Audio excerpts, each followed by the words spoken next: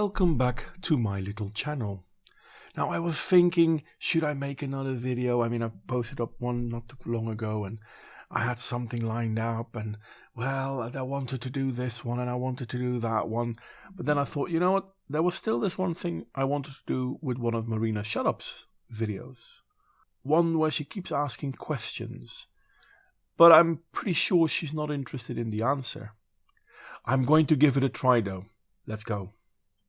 My question is, how do people who make videos and wear glasses record without their lights reflecting off of the lenses? Because the answer to that question eludes me. I guess you could use diffusers, or you could make sure that the angle of the light and the angle of the recording are not in each other's way.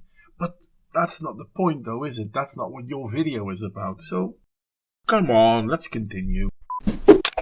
The overwhelming consensus seems to be just don't wear them, but they're too dang cute. There is no problem with wearing glasses if you make sure you diffuse the light or you take care of your camera angle. So we're gonna keep them on. So today I wanted to talk about stuff. That's what I wanted to talk about. So what I want to talk about today is the dictionary definition of feminism. Should we use it? Should we not use it? Is it adequate?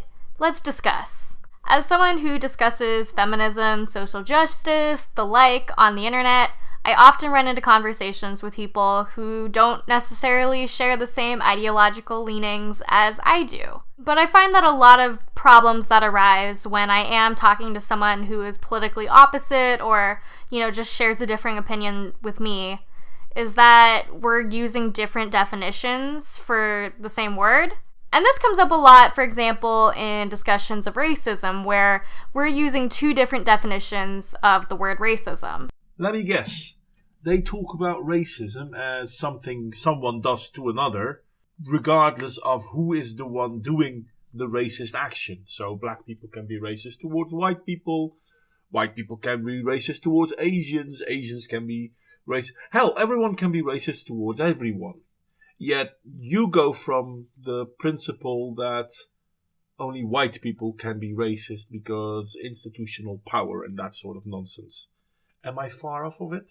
They're using the dictionary definition of racism, which usually is along the lines of being prejudiced or discriminating against someone based solely on race. Where I use a sociological definition that I personally find to be a lot more in depth. It usually takes into consideration power dynamics and, the legal history of race and the way that race has been classified and societal systems and things like that. So it's not just isolating racism to be a person-to-person encounter where, anyone can be equally discriminated against based on race, because I think that definition is really simplistic, and I think if we're going to discuss a sociological concept, it makes more sense to use a sociological definition. Yeah, that's the thing, because what you're describing is rather a postmodern way of looking at racism. And I agree with you that sociology courses in America seem to think that this is indeed the way that racism has turned out. And unfortunately, in the rest of the Western world, people are following America in this. But this is not what racism was, let's say, 40 years ago. The thing is, racism is something that can go both ways, whether you like it or not. You cannot claim that it's all about power and institutionalized blah-de-blah-de-blah. Because there is no institutionalized racism in America, because black people can achieve the same as white people. That they do not also has a lot to do with the choices these black people make. But some of them reach the highest echelons. After all, America had, for 8 years, a black president. So it doesn't mean that institutional racism is actually there, even though people still claim that it's still there because of, postmodernism and the victimhood mentality and identity politics that goes with it. See, this is the thing. You want to redefine words, and not just you, because people on your side have done this, to make sure that what you say makes sense, even though reality contradicts you. So that's an example where I think that the basic Merriam-Webster dictionary definition is not the most useful in certain conversations because it's always going to be very simplified. It's going to be like 1 to 2 sentences max, and it can't possibly get into the core of the issue because that's not really what it's meant to do. And I'm pretty sure that this is only true when you disagree with the dictionary, right? Dictionary definitions are meant to give you a very basic, rough idea of what a word means, but if you want to have a more in-depth discussion and a better understanding of that word, then it's better to use different sources and more in-depth specified texts. Like if I'm trying to learn about biology, for example, and I need to learn a specific term, I wouldn't look in Merriam-Webster to get the most in-depth definition of that word. I would look in a biology textbook because that's going to be more useful and there's going to be more nuance to that. You mean like how biology will tell you there's only 2 genders, even though postmodernism and sociology will tell you that there's a multitude of genders and that contradicts each other? No, I'm pretty sure that's not what you meant, but continue. And I will admit that I have been a person in the past who, when I've been having conversations with anti-feminists or people who just don't necessarily identify or agree with every aspect of feminism, I've said the dictionary definition of feminism is someone who fights for equality. So if you're not a feminist, then you must not believe in gender equality. Which, looking back, I realize is not the most helpful argument to make, and in the end, neither person has come to a better understanding or has really been swayed either way. Wow, I nearly wanted to say, well done for recognizing that you used to be hypocritical. But the funny part is that you're still hypocritical because your problem is not that you're using the dictionary definition to make your point. No, you feel that it's not really making the point well enough for you, even though the dictionary definition, according to you, is right. The thing is, according to the dictionary, feminism fights for the equality of women. Equality of women towards whom is the first question I would ask. And second, what equality do women not have? That's the second question I'd ask. Neither of these answers will be found in the dictionary. But let's continue with what you wanted to say. And on top of that, I've met a lot of self-identified feminists who I just adamantly disagree with. In the past, I might even say that they're not real feminists because I don't believe that they're doing feminism correctly or whatever that means. But usually I use that as shorthand to mean that I don't think that they are as informed or as familiar with a wide variety of feminist theorists to get like a full picture of what intersectionality and intersectional feminism should look like. Let me introduce you to the true Scotsman. And I'm pretty sure you catch the reference, but just to make sure. And I guess none of these are true feminists then. But I could be wrong. But surely these can't be feminists, right? I could continue, obviously, but the no true Scotsman fallacy is something you are portraying. And you feel that you are the only one that is the true Scotsman or the holder of the papers of the new true Scotsman. You're not. Marina, you're not. But I really don't know if I believe that that's the best way to go about tackling people I disagree with who identify as feminists, or even people that don't identify as feminists and want to talk about like the definition of feminism. Because there are multiple types of feminisms, and it's not one monolith where everyone agrees on everything. I'm not sure if I find the dictionary definition of feminism as someone fighting for social, political, and economic equality as being specific enough. I don't know if I find it super useful because pretty much any person ever is going to say that they're for equality, but we could have very different ideas of how to achieve equality, and we could disagree. We could be on completely different sides of the political spectrum and, say that we're for equality.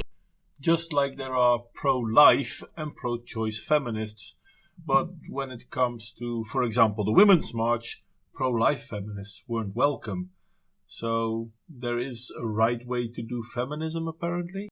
So I feel like using a broad definition like that might be helpful to an extent, but I don't know if I personally find it useful anymore the way that I might have found it useful in the past. I think it might be more helpful to use more specific definitions and more specific terms when we're having conversations like this, because a lot of the time I might agree with someone, but the way that we're using definitions leads to fundamental disagreement and confusion and miscommunication because we're trying to articulate the same idea, but we're doing it in completely different ways.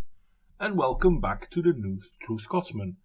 No, Marina, you are not both on the same page. You're not both thinking the same way.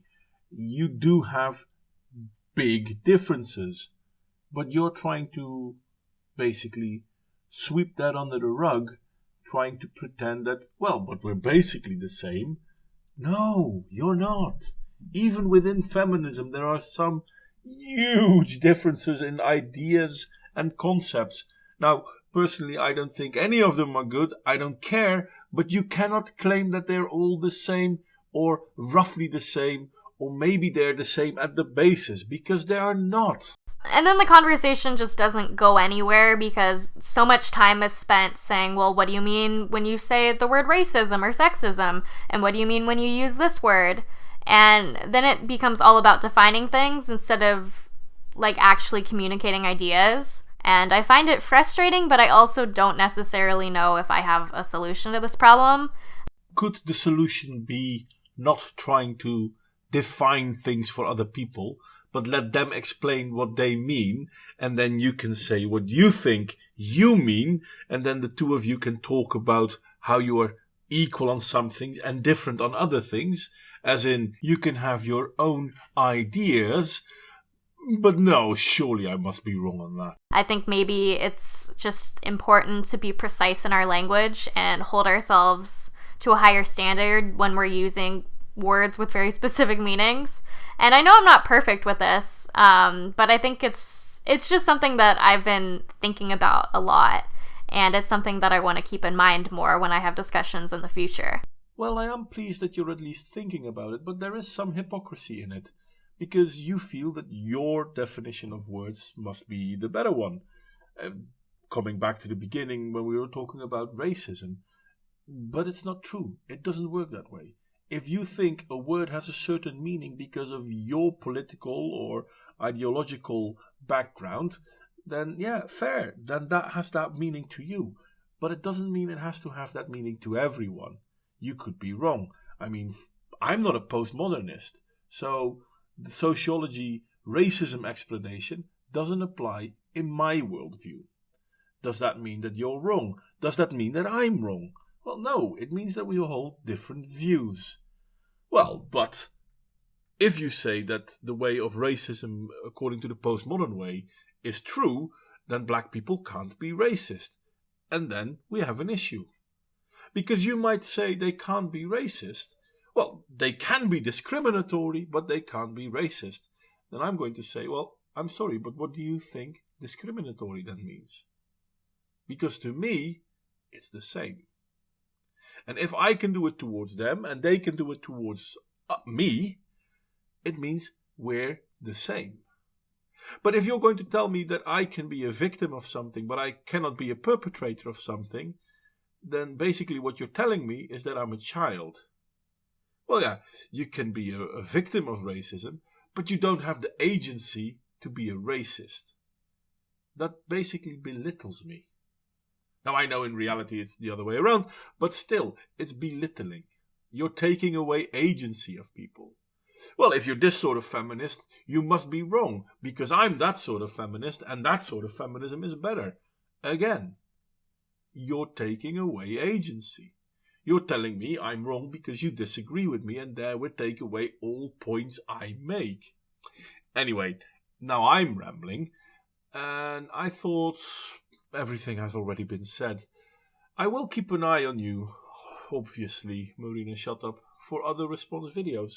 Now, I know you never watch mine, and too bad really, but I would like us to be able to have a fair and open conversation. Anyway, this is where I sign off. I hope you enjoyed the little talk I did. I hope my points made sense, and if you agree or disagree, be sure to drop me a line. I'm looking forward to your criticisms. I'm hoping Marina will look at it, but yeah, I'm not in her grade, so to speak. I'm a little fish, she's a big fish. Not quite sure if we should call each other fishes though, but never mind that. Like, share, subscribe if you feel so inclined, and I hope to see you all next time.